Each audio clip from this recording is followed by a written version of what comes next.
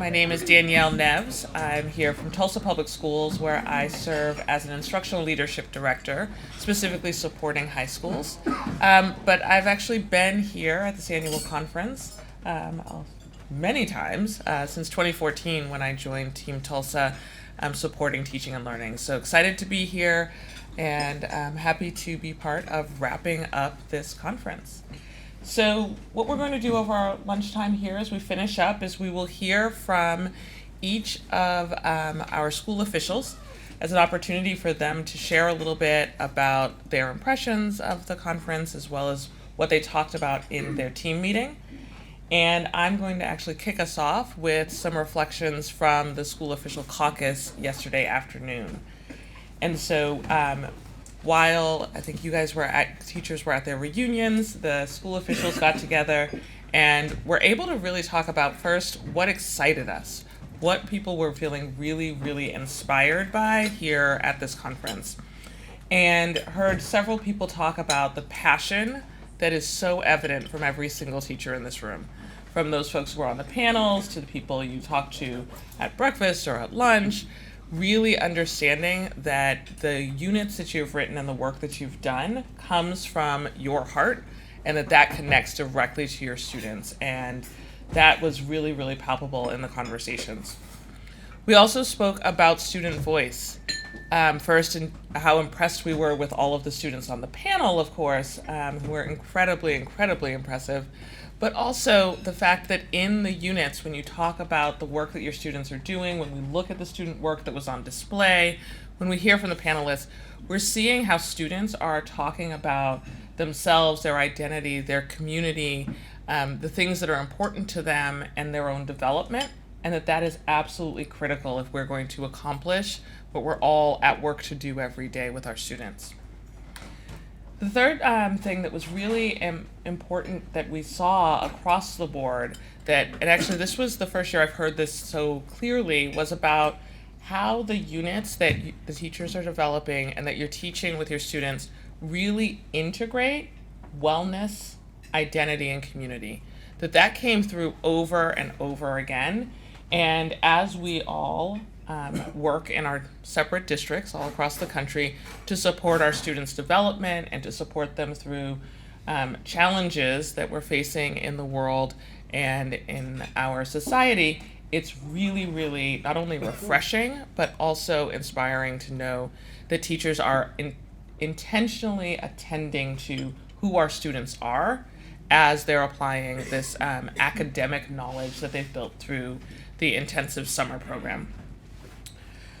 We were really interested in thinking about ways to continue to scale this kind of work, both through local institutes for the cities like Tulsa, who have a local institute, but also thinking about what's the impact that our fellows can have on our teaching force and on teaching and learning within the context of our school districts.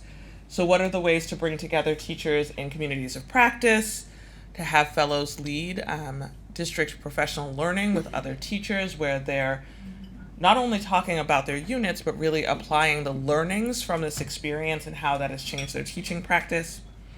And then we also started to talk about what are the opportunities to continue to bring in more and more fine arts teachers and electives teachers to really think about how this model of learning and teaching can really expand the work that they are doing.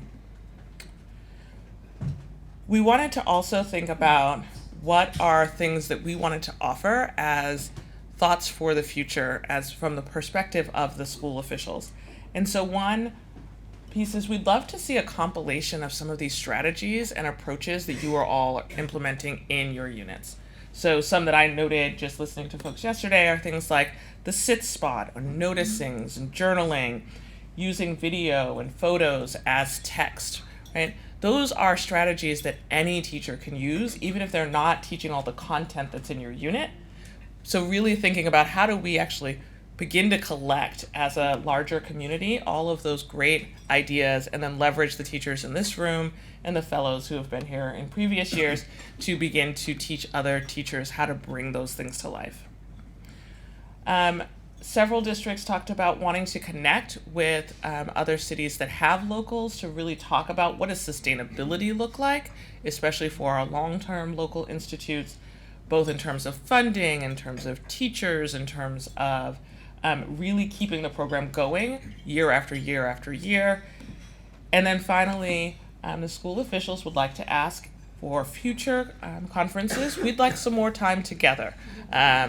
We were really able to begin to build connections about what's working in different places and would love to have more opportunities to do that throughout the weekend as we're touching points with our teachers and understanding both what they need and then balancing that with thinking about what's going on in our districts in terms of strategy, accountability, and other initiatives that are happening that can be very well aligned with the work that happens here. Good afternoon. My name's Nikki Milberg. I'm the new Chief of Teaching and Learning. Oh, this is on wheels. For Chicago Public Schools, and this is my first time here, and this has been a wonderful experience, so thank you so much for including us. I want to start by thanking our amazing fellows. I have learned so much. It has been just truly an inspiring experience to learn from Adriana, Jessica, Nancy, Brandon, and Rick. And I just want to start by giving them a round of applause. Thank you, guys. I feel truly lucky to be in this role and get to work with such incredible teachers. So Danielle took a lot of the things that I was thinking about saying, so thank you. I'll make this shorter. So the first one, and I just do want to repeat that piece, was I think the teacher panels yesterday just really exemplified what we've been trying to work on in Chicago Public Schools, which is thinking about how do we support teachers with integrating SEL throughout the day and into their units so that we're setting up learning conditions for kids to be successful in our classrooms. And that was so apparent to me yesterday, and I really respect all of your work in thinking about students first as you were designing these units, because that was really clear. My next step personally is to come visit their classrooms and see these units in action. I'm really excited to do that, but also even to see if they're not doing the unit. I really do believe that this learning has got to permeate their teaching throughout the year, whether or not they're in this unit or not. But I am excited. I know Adriana's in the middle of her unit, so that's my first one I'm going to go visit to see that in action. I think the other thing that we were talking about is this teacher leadership and how are we thinking about teacher leadership. And in Chicago, we have a nice opportunity with a very large federal grant, very specifically about teacher leadership. So I learned a lot just today and want to continue to learn from these teacher leaders here about what does that mean. And I think the one thing I'm really taking away is the power of pouring into the content development. I think in the past we've thought a lot about some of those skills of coaching other teachers as important to be teacher leaders. And then I got a lot of feedback on what Chicago does in terms of good PD, but mostly not good PD, and what the difference is here. And so just thinking about the power of pouring into the content development and respecting our teachers and the need for that type of development as we grow them as teacher leaders and what that can mean for us as a district. So that's a definite takeaway for me, to connect with this federal grant and how can we think about as a district how we're supporting our teacher leaders. And then lots of motivation and next steps around what we can do to help establish the local initiative in Chicago. So we have some ideas about pursuing a couple different university partnerships right now, in addition to building on some of the connections that we've been trying to make with the University of Chicago to strengthen our work in Chicago. So thank you very much. So first and foremost, thank you to the fellows, to the students, to everyone that presented this weekend. This is my third time back here at Yale, and I always leave empowered, enriched, really just seeing the efficacy that the teachers have in going through this process, right? This is the ideal of what we would want for every educator. Darrell Green, Superintendent of the Red Clay Consolidated School District, and I have Carianne Flynn and Holly Brick here from the John Dickinson School, who are our most recent fellows. And so my takeaway is actually, how can I go back to empower them to continue to do what they do? We have the fortune that they are at an International Baccalaureate focus school where we're looking to expand that program. And I think there's some natural alignment and progression. And while I would want this for every educator, I think the reality is when I leave here, I understand that this isn't the reality for every educator when we talk about systems-wide. So how can we be intentional about having teacher leaders more as a retention strategy, and really being targeted teachers who are in that 3rd to 10-year range of their tenureship, to be able to actually have them come back to participate in an experience such as this. We know our novice teachers, many of them are young or have children, and so there's something that you as educators give to this process that we know that not every educator could be able to actually fulfill the requirements. So how can we be intentional in really targeting educators, but having them serve as coaches to do what our colleagues just said in Chicago, right? What are those skills and those prerequisites around pedagogy?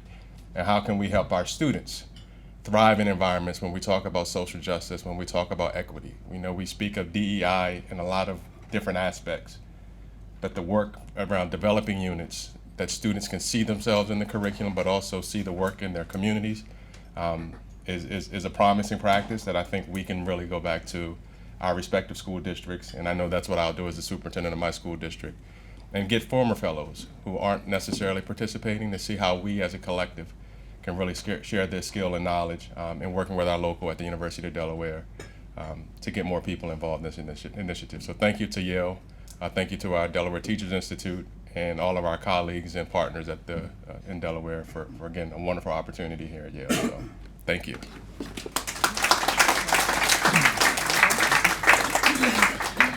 Well, this is my 3rd conference to visit. I was on the internet last night looking at the Yale site, and I found pictures and video from my previous time. I was joking earlier.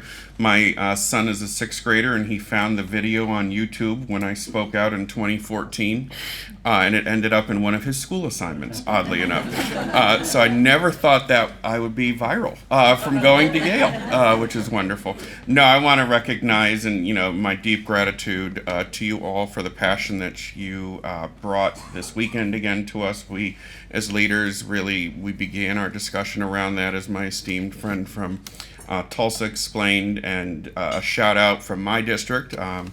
I'm Nick Baker, Colonial School District in Delaware. Mike Duty and Joe Parrott, who have represented us well, and part of our discussion was how we can leverage the work beyond just these individual classrooms, and how we can empower our departments and our different divisions to capitalize on this, and really try to gain a lot of that enthusiasm back often, which is plaguing our profession right now in many ways. And we are proud that we have a great relationship with the University of Delaware, which is also very mindful of the needs we have as districts as well. And so we had a good amount of discussion around session topics and needs that we're seeing, but also to keep the material very current with our needs. And we've been proud of that over the past year, and that was what was exciting about looking ahead to the national offerings that are coming out as well. So, great work. I commend you all again. It was great to meet so many new faces as well and engage. So I will pass to my distinguished colleague from Brandywine School District. Thank you very much. Appreciate that, Nick. Good afternoon. My name is Delethea McIntyre, and I greet you this afternoon as a very proud Director of Human Resources for the Brandywine School District in Delaware. And this was my very first opportunity attending, so thank you to the Yale initiative for this opportunity. I heard so much. In one sense, it's a little overwhelming. I took lots of notes, and I'll be very reflective. But I think one of the things that I'm most excited about, in addition to the fact that I have Brittany Zazima Dilworth, and I really am grateful to her. She is the teacher from Delaware, and in my district that kind of made me aware of this opportunity, along with my superintendent, is that our district will get to partner with the local and hopefully expand opportunities for other educators such as yourselves.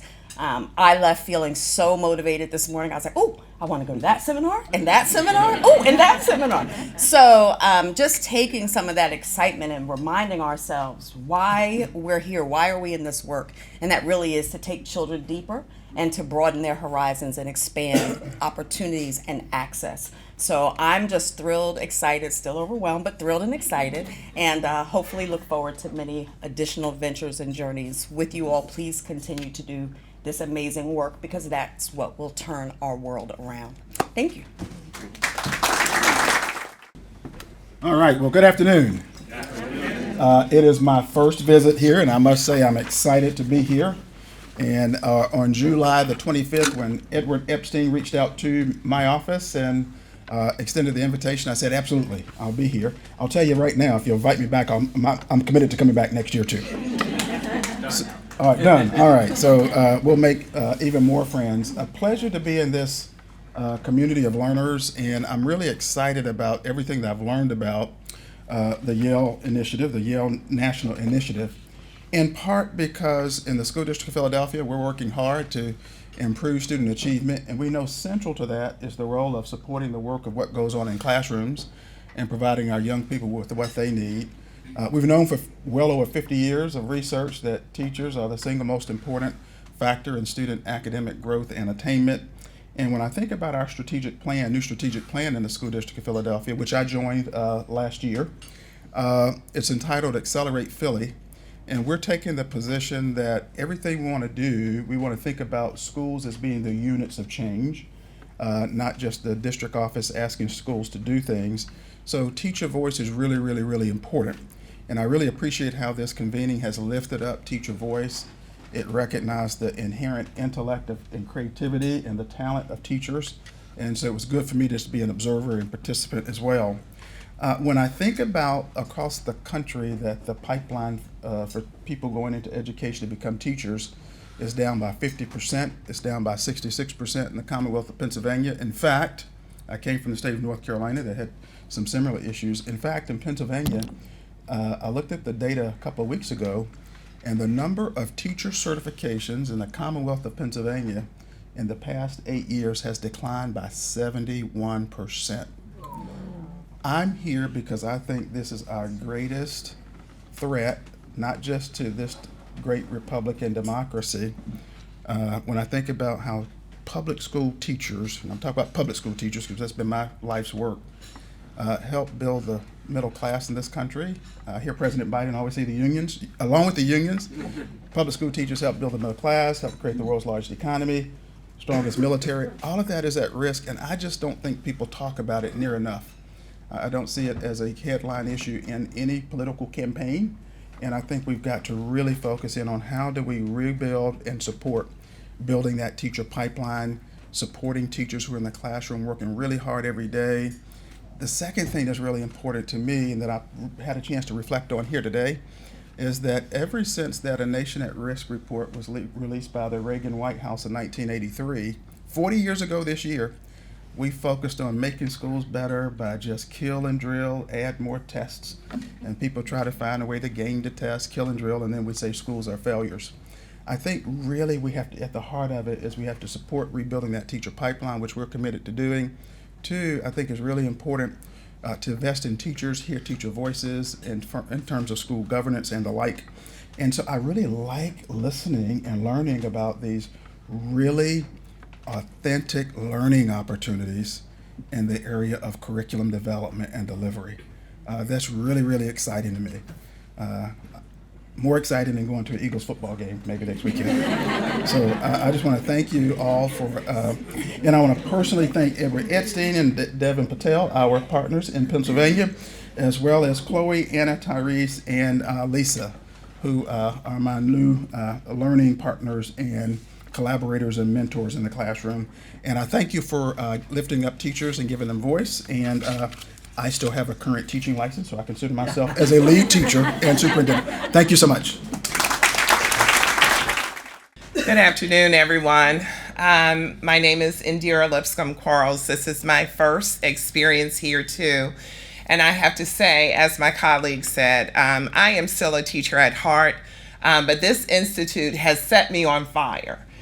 Because it brings back the reality of what the teachers do in the classrooms.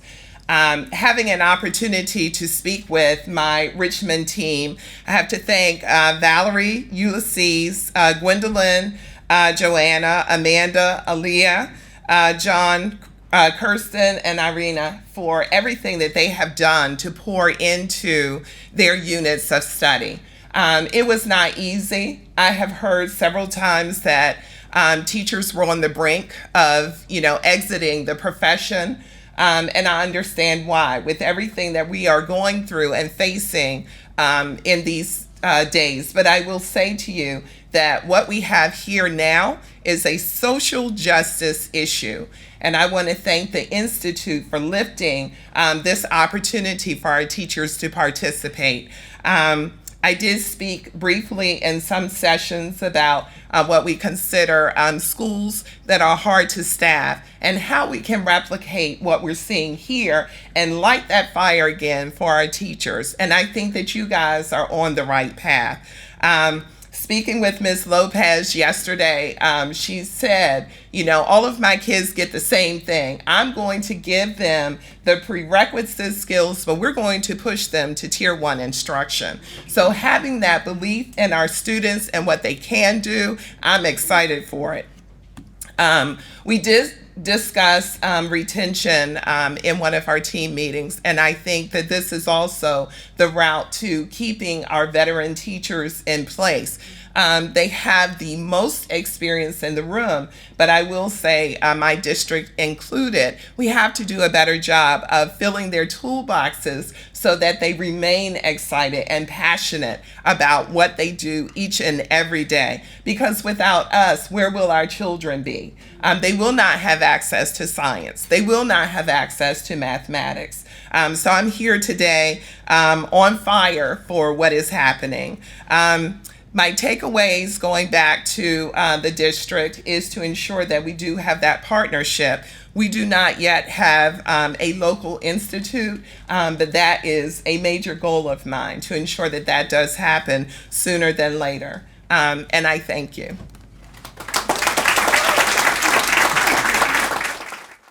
Good afternoon. I've been on a little bit of a journey lately, listening to Dr. Martin Luther King's speeches back when he was alive. And there's one that just resonates in my head over and over again. And it's called Great, comma, because. But. Great, comma, but. When you think about the history of this country, history of the world, there are some great things out there. Great monuments have been built, but sometimes we ignore the people who actually did the work. Great, comma, but when you look at the history of many of our ancestors, I love this country. It's great, comma, but. As Glenda and I were walking into one of the buildings here, she was admiring the architectural structure of this building, how beautiful it was. And the thought crossed my mind again. Great, comma, but. But once I stepped into the Yale National Initiative again for my second time, I found a new conjunction to use rather than the but. And because of the work that you're doing here with the Yale National Initiative, and Jim, the work that you're leading us through, the word now is great because of you. What you're doing for the minority, poverty-ridden kids of our communities is great because you're taking a leadership role in this effort. And that means a lot. It was great to see a little girl, freshman, get on a plane for the first time, gripping her dad's hand the whole way, and for the first time in her life fly to LaGuardia Airport, get into a nice shuttle, come to Yale University, and present to you all. Great because you gave her that opportunity. Great because people like Carol that's worked with New Haven has been nurturing us along and bringing us along every time we come here to help us get an initiative going in the great state of Texas. It is so powerful for us to be a part of this group. We're great because when I came here last time, I talked about the fact that we did not have a gifted and talented program. And I learned so much about how we have to make sure we get ourselves away from falling into those areas of mediocrity and understand that our kids can achieve. And now we have over 30 students in a robust gifted and talented program because of what is happening here, because of the great things, because you all are focused on our kids. Great because I have a teacher who has been in the classroom ever since this project started and probably would not be in the classroom if it wasn't for this project, this initiative. Great because of the Yale National Initiative. I have a new teacher who's just rich in wealth and Mr. Marshall there and what's going on in the world and in his classroom, and now he's a proud fellow of this program. Great because of the Yale National Initiative. And most importantly, for myself, I am better because I have a great wife that's here with me to support me to be better. Great because of her. Thank you for the work that you're doing here. We're going to do everything we can to get an initiative going in the great state of Texas, the home of the Dallas Cowboys.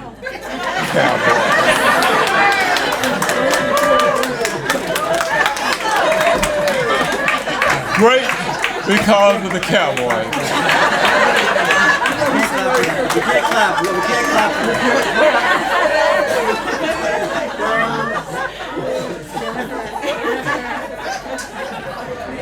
I'm sorry, I didn't mean to mess it up like that. But I really do appreciate the work you're doing here. It helps us stand straight and tall because the Yale National Initiative is great because of what you're doing here and what those outstanding professors are setting up for our teachers. We're going to build off of this and make this country great because of the Yale National Initiative. Thank you.